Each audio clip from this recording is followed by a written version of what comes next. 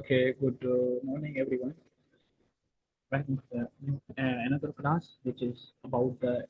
In this class, we will discuss about independent sample t-test. Okay, it's me, Dr. Ahmed, and actually the outline of this class is general overview of the independent sample t-test. Okay, like what is it and how can when will we use it? Okay, and the second part we will do some practical demonstration using SPSS, like how can we do practically the independent sample t-test.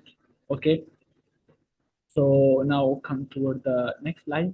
The objective of this test, what is the objective? It is used to compare two independent means. Okay, when we have two samples, like we have two groups, and they are like independent of each other. So we have to compare the means between these two groups. Okay, so this is the main objective of the independent sample t-test. Okay, the assumptions when we these are the assumptions that must be fulfilled before applying the independent sample t-test to your data set. The first one is sample are random and independent of each others. Okay, the sample must be randomly selected and it is should be independent from each others. Okay, for example, if we have checking as one sample will be male and one is a female, so female have some other characteristics and male have some other. So male and female, these are independent of each other, so this is already considered as an independent sample.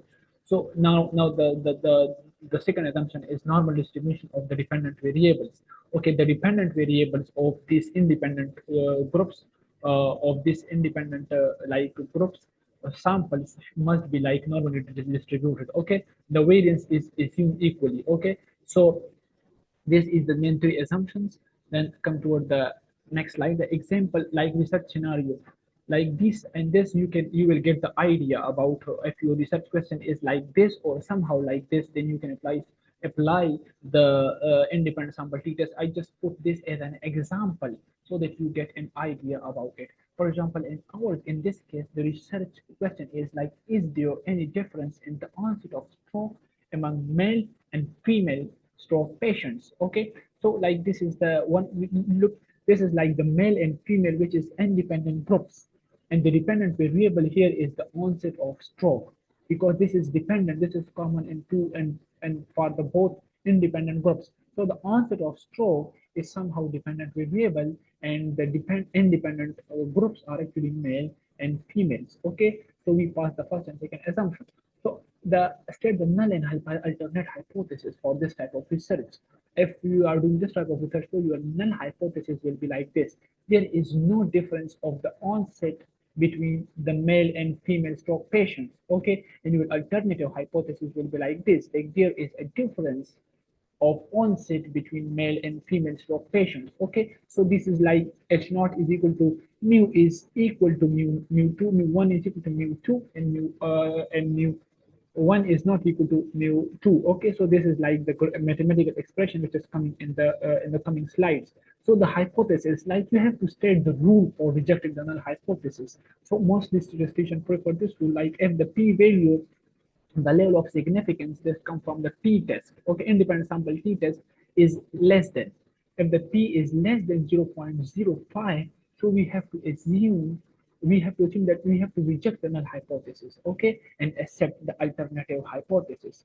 And interpretation is, if this is the case, so it is said that the onset of stroke and male and female is different, because our null hypothesis is there is a difference of onset between male and female stroke patients. So the p-value is less than 0.05, so we assume the alternative hypothesis is correct and the hypothesis is wrong, so we reject the null hypothesis. Now come to the practical example. This we will do in our practical class. So testing the difference of WOMAC. WOMAC is actually one of the questionnaire which is used in the medicine and the healthcare researches. So one, testing the difference of WOMACs. WOMACs at the baseline between the control group. Control group is group 0. So you keep this in mind, okay? Because when we are doing the SPSS practical demonstration, so you have to know what is group 0, what is group 1, and what is group 2. So group 0 is actually control group.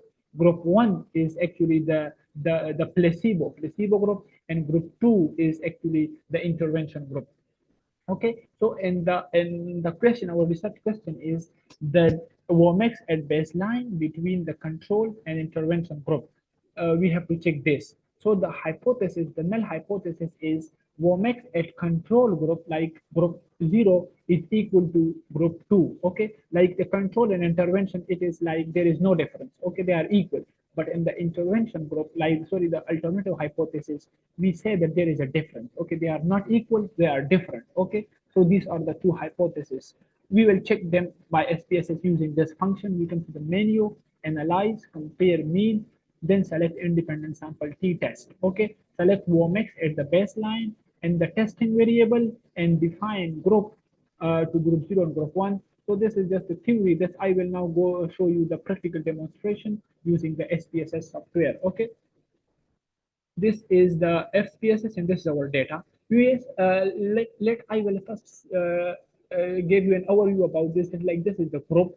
How I define the group, come to the value group. So here you see 0 mean control, 1 mean placebo, and 2 mean intervention.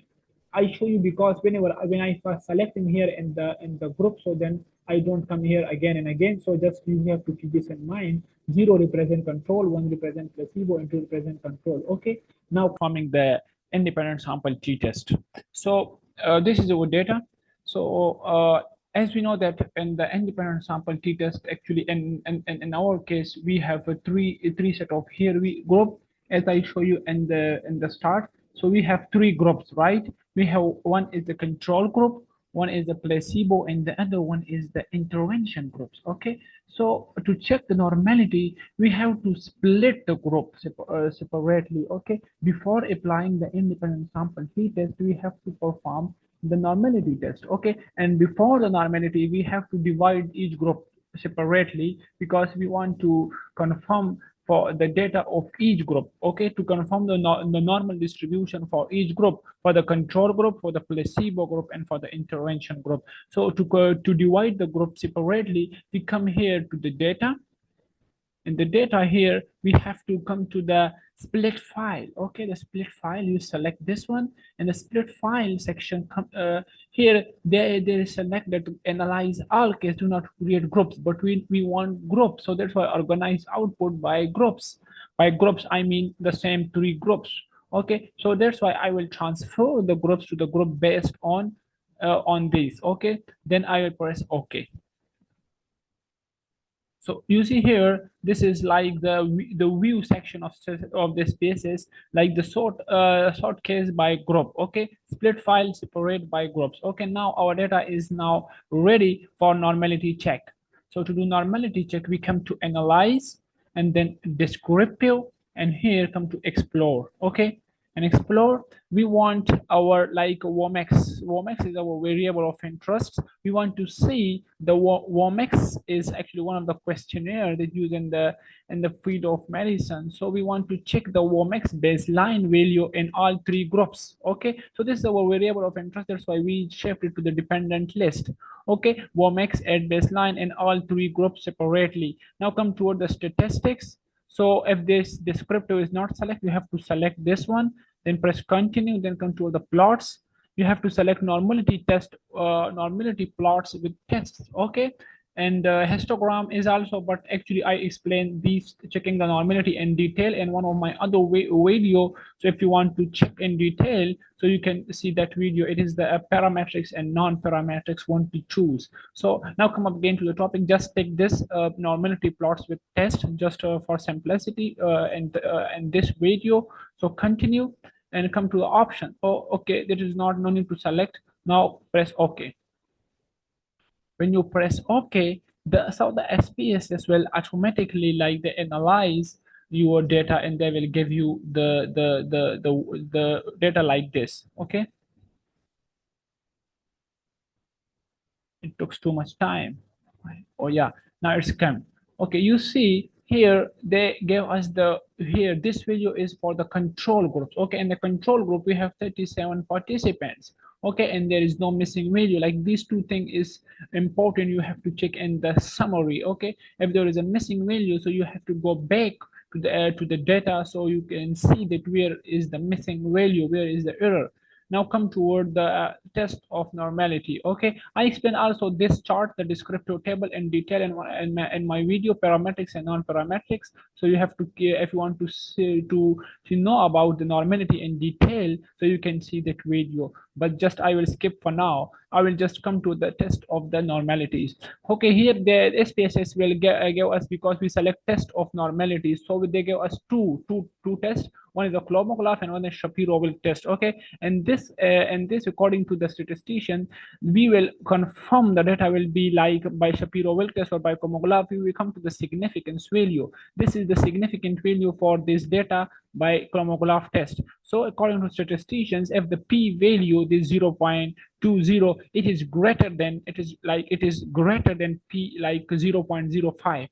So we will assume the data is normal distributed. The same for Shapiro-Wilk test. If the significance value it is greater than 0.05, so we assume the data is normally distributed. So that's why the control group and the baseline value for the control group is distributed normally. So it is not, so it passed the assumption for independent t-test. Okay, because here you see it is greater than 0.05.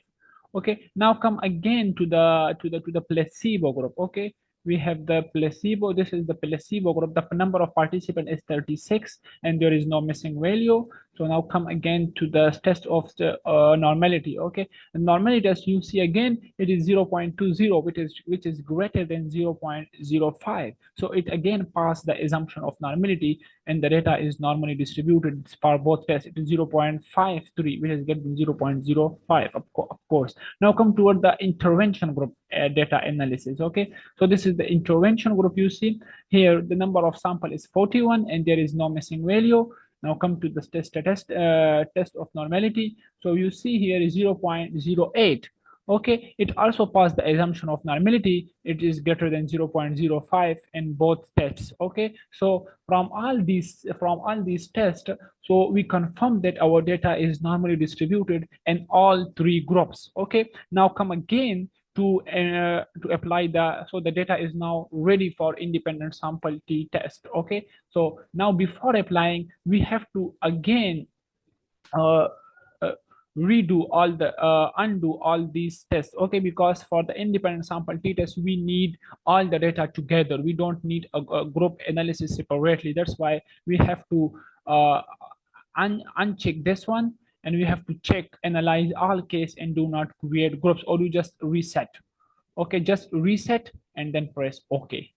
Okay, so you see here the split file is off. Okay, so the split file is off. Now when you apply one sample t-test, so the SPSS will like analyze all data collectively, not for each group separately. But if you don't do that one, so you will come here the error message when you done the steps. So that's why it is compulsory to split file off. Okay, by from the same, okay, from the data and split file off. Okay, now come toward the final part, which is actually the independent sample t-test, how to apply that test. So for that you come to analyze, then come to compare means. Okay, and compare means, you come to independent sample t-test. Okay, it is so easy.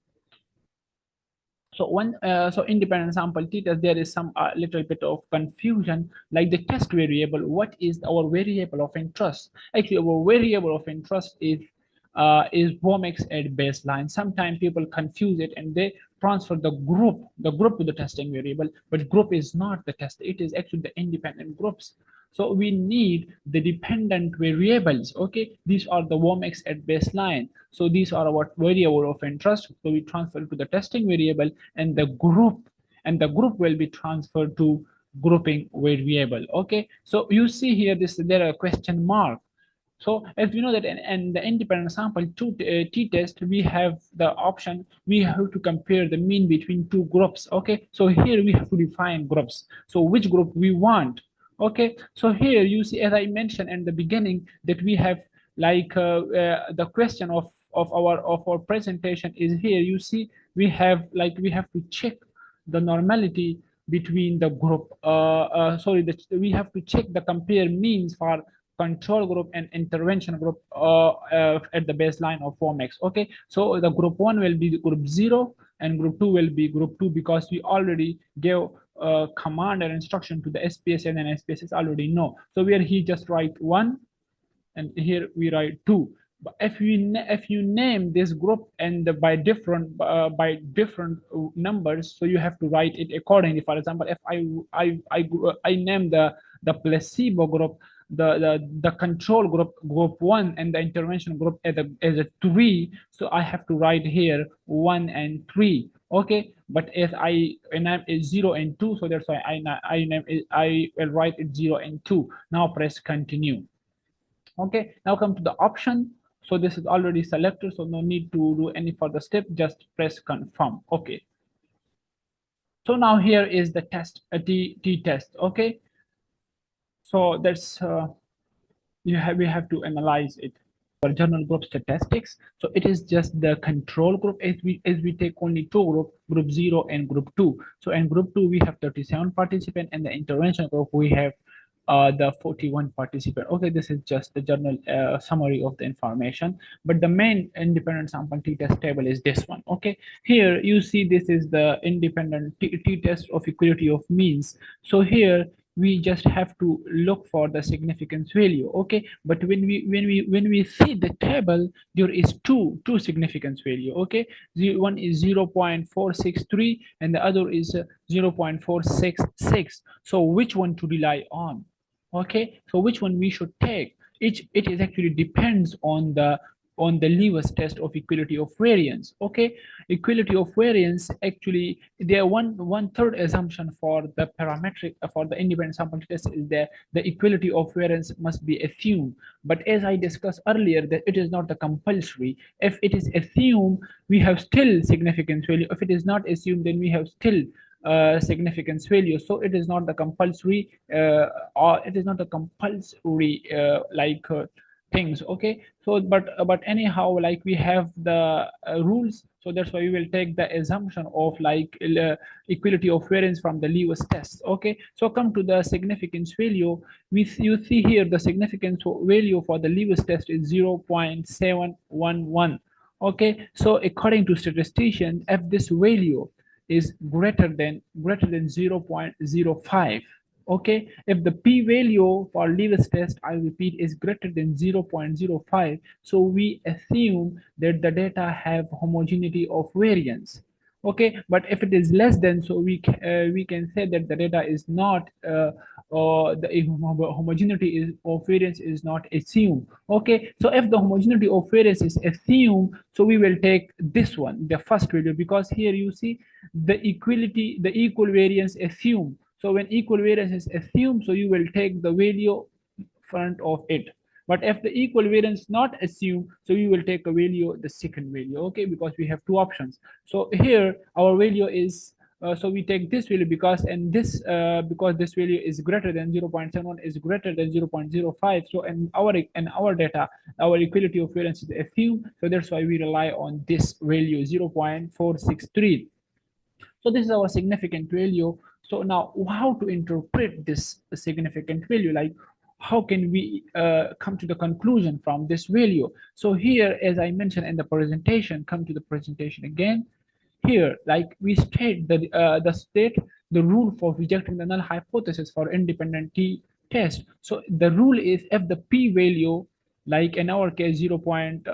What is it? 0.46. Okay, if the 0.46, like a p-value is less than 0.05, then we reject the null hypothesis. Okay, this is the general rule, but in our case our p-value is greater than 0.05. Okay, like 0.46, it is greater than 0.005. So that's why we cannot reject null hypothesis. We have to reject alternative hypothesis. Okay, when we reject the null alternative hypothesis and accept the null hypothesis. But what was our null hypothesis that we want to accept, because this is our null hypothesis. Okay, this is our null hypothesis, and it says that Womack's values at baseline between these two groups, the control group and the intervention group, are equal. Okay, So this is our final hypothesis, okay? And we reject this hypothesis because our p-value is greater than 0.05. And how can we interpret our final result?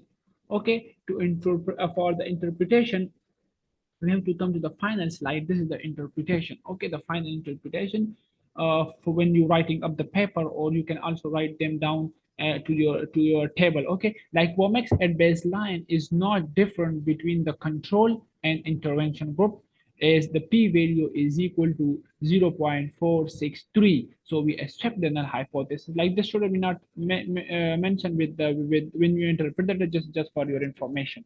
Okay, so you can report it like this: p-value is equal to 0.46, or you can also report that because the p-value is greater than 0.05, like p-value is greater than I don't have a greater than sign on my keyboard, so you accept you just put the sign greater than 0.05. So you can also report it like this. Okay, so it's both are okay. And second, okay, and this you can also, like, you can copy them, and if you want to paste report it it on the table, so you can also do it like this. Okay, you come to the table and you can report it, you can paste it here. Okay, here I don't have like the editing mode, so you can also paste it here. Okay, so now this is the final part of the presentation, and I hope you learn. If you have still any question, or you want to discuss, or you want to ask, you can post in the comment section, so I will try to answer. And if you are new to the channel, so please subscribe to the channel and like this video. And our next video will be like on the pair sample t-test, and then we will discuss about the another test like ANOVA and ANCOA, and then unpaired t-test. So that's why please subscribe the channel so you don't miss any of video. Thank you so much again. And now stop it.